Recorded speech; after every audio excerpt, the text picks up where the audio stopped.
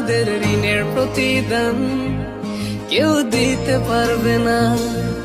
সালাম জানালেও তো হয় কম, কিভাবে দেব প্রতিদান? সেলুট জানাই তোমাদের মন থেকে।